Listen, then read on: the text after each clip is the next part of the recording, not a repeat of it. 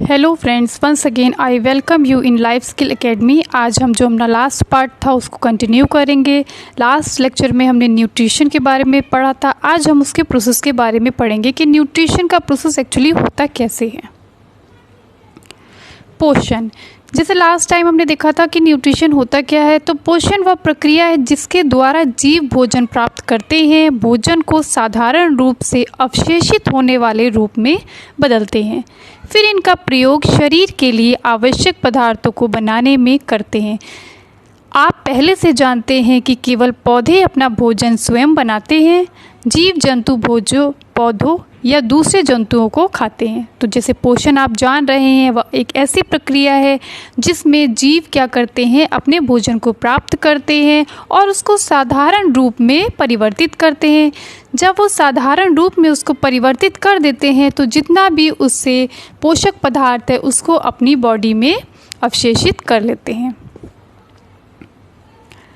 जैसा आप जानते हैं, जितने भी लिविंग ऑर्गेनिज्म होते हैं जिनको हम सजीव बोलते हैं, सजीव के शरीर में जैविक क्रियाओं के संचालन हेतु ऊर्जा की आवश्यकता होती है, यानी हमें एनर्जी की ज़रूरत होती है। और यह ऊर्जा यानी यह एनर्जी हमें कहाँ से मिलती है? अपने फूड से मिलती है जो कि हम खाते हैं।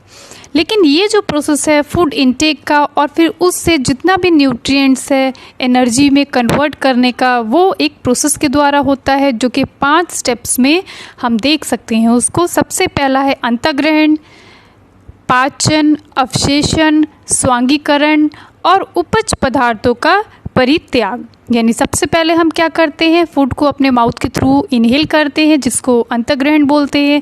देन वो फूड हमारे स्टमक में जाता है और स्मॉल इंटेस्टाइन में हमारा जो फूड होता है वो डाइजेस्ट हो जाता है। अवशेषण में यानी एब्जॉर्प्शन में क्या होता है, जितना भी फूड मटेरियल होता है उससे क्या होता है, जितना भी न्यूट्रिएंट होता है वो हमारा ब्लड उसको एब्जॉर्ब कर लेता है। स्वांगीकरण में एसिमिलेट होता है, यानी अब जो मटेरियल है वो हमारे ब्लड से जाके मिल जाता है और उन सब बॉडी पार्ट्स में पहुंचता है जहां उसकी आवश्यकता होती है। लास्ट जितना भी हमारा वेस्ट मटेरियल होता है जिसमें अब कोई न्यूट्रिएंट नहीं प्रेजेंट है वो हमारी बॉडी से एक्सक्रिएट आउट हो जाता है।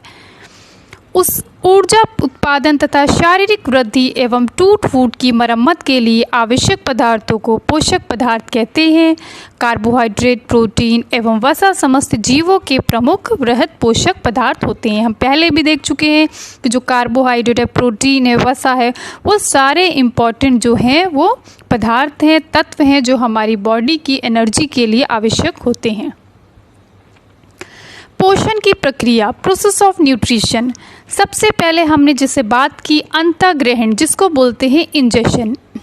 भोजन को शरीर के भीतर पहुंचाने की प्रक्रिया को अंतःग्रहण कहते हैं, यानी फूड को अपने माउथ के थ्रू बॉडी के अंदर इनहेल करना, पहुंचाना इज नोन एज इंजेशन।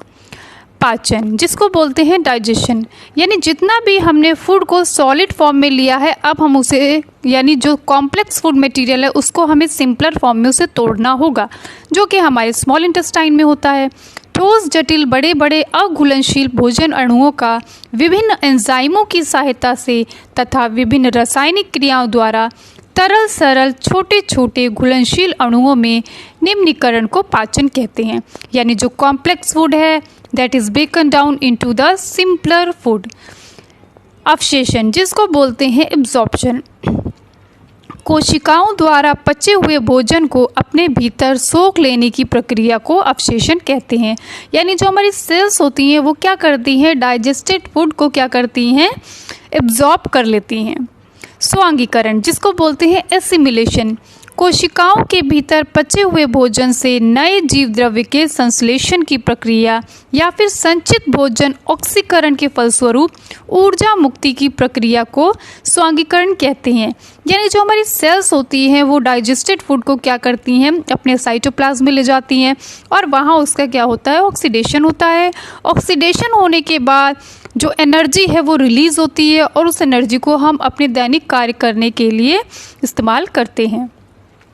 बहिष्करण जिसको बोलते हैं एजेशन, मल के रूप में अनपचे भोजन के गुदा द्वारा शरीर से बाहर त्याग करने की प्रक्रिया को बहिष्करण कहते हैं। यानी जो हमारा वेस्ट फूड मटेरियल है, जिससे हमने सारा न्यूट्रिशन ले लिया है, अब उसको हम क्या करते हैं, अपनी बॉडी से एक्सक्रीट आउट कर देते हैं। तो ये थी पोषण की प्रक्रिया जो 5 चरणों में पूरी होती है। अंतःग्रहण इंजेशन, पाचन डाइजेशन, अवशेषण एब्जॉर्प्शन, स्वांगीकरण एसिमिलेशन, बहिष्करण यानी एजेशन। अब हम देखेंगे कि पोषण के प्रकार यानी टाइप्स ऑफ न्यूट्रिशन, कैसे अलग अलग जीव अलग अलग तरीके से अपने न्यूट्रिशन को लेते हैं। भोजन की प्रकृति तथा उसे उपयोग करने के तरीके के आधार पर जंतुओं में निम्नलिखित 3 प्रकार के पोषण पाए जाते हैं। पहला है पूर्ण भोजी, जिसको बोलते हैं होलोजोइक न्यूट्रिशन, देन परजीवी पोषण, पैरासिटिक न्यूट्रिशन, और लास्ट है मृतोपजीवी पोषण, जिसको बोलते हैं सेप्रोजोइक न्यूट्रिशन। आइए हम इसको डिटेल में देखते हैं। पहले हमने बात की पूर्ण भोजी पोषण, जिसको बोलते हैं होलोजोइक न्यूट्रिशन। होलोजोइक का मतलब, होलो का मतलब होता है कि कंप्लीट यानी पूर्ण रूप से, यानी ये होलोजोइक 2 पार्ट में विभाजित है, होलो एंड जोइक। होलो का मतलब होता है पूर्ण रूप से या पूरी तरह, जोइक का मतलब होता है जंतु जैसा, एनिमल लाइक। पोषण जिसमें प्राणी अपना भोजन ठोस या तरल के रूप में ग्रहण करते हैं, इस प्रकार का पोषण सामान्यतः जंतुओं का लक्षण है तथा यह अमीबा, मेंढक, मनुष्य आदि में पाया जाता है। यानी अपने फूड को एज अ कंप्लीट होल लेना होलोजोइक न्यूट्रिशन कहलाता है। वो ठोस रूप में भी हो सकता है, सॉलिड फॉर्म में भी हो सकता है, और वो लिक्विड फॉर्म में भी हो सकता है। इसमें भी आपको 4 कैटेगरीज मिलेंगी। पहला है शाकाहारी, हर्बीवोरस, यानी वह जंतु जो सिर्फ और सिर्फ ग्रीन वेजिटेबल्स या ग्रीन पत्तियों पे डिपेंड करते हैं। इस प्रकार के जंतु पौधों एवं उसके अन्य भागों या उत्पादों को भोजन के रूप में ग्रहण करते हैं। जैसे कि आप देखते हैं गाय हैं, भैंस हैं, घोड़ा, बकरी, हिरन, ये सब क्या करते हैं, ये सब शाकाहारी हैं, सिर्फ वेजिटेरियन फूड खाते हैं। मांसाहारी, जिसको हम बोलते हैं कार्निवोरस। इस प्रकार के जंतु दूसरे जंतुओं का शिकार कर उसे भोजन के रूप में ग्रहण करते हैं। यानी किस पे डिपेंड करते हैं, ये नॉन वेजिटेरियन होते हैं और अपना फूड जो होता है दूसरे जीवों से ग्रहण करते हैं, जैसे शेर है, बाघ है, चीता, तेंदुआ या लोमड़ी। फिर थर्ड आपका आता है सर्वाहारी, जिसको हम बोलते हैं ओमनिवोरस। ओमनिवोरस में आपके दोनों कैटेगरी मिलकर आती हैं, यानी शाकाहारी भी मांसाहारी भी, इसीलिए इनको सर्वाहारी बोलते हैं, क्योंकि ये वेज फूड भी खाते हैं और नॉन वेज भी खाते हैं। इस समूह के अंतर्गत वैसे जंतु आते हैं जो पौधे और जंतुओं दोनों को अपने भोजन के रूप में ग्रहण करते हैं, यानी ये पौधे भी खाते हैं और भोजन भी। सबसे बेस्ट एग्जाम्पल इसका है मानव। मानव दोनों चीज़ों पर डिपेंड करता है। लास्ट इसमें है अपमार्जक, जिसको बोलते हैं स्कैवेंजर्स। स्कैवेंजर्स वह होते हैं जो डेड बॉडीज़ को खाते हैं। इस समूह के अंतर्गत वैसे जंतु आते हैं जो मृत जंतुओं को अपने भोजन के रूप में ग्रहण करते हैं, यानी जो एनिमल्स डेड हो जाते हैं उनको ये अपना भोजन बना लेते हैं। दूसरे शब्दों में मृत जंतुओं को खाने वाले जीवों को अपमार्जक कहते हैं और मरे हुए जंतुओं को खाने की प्रक्रिया को अपमार्जन स्कैवेजिंग कहते हैं।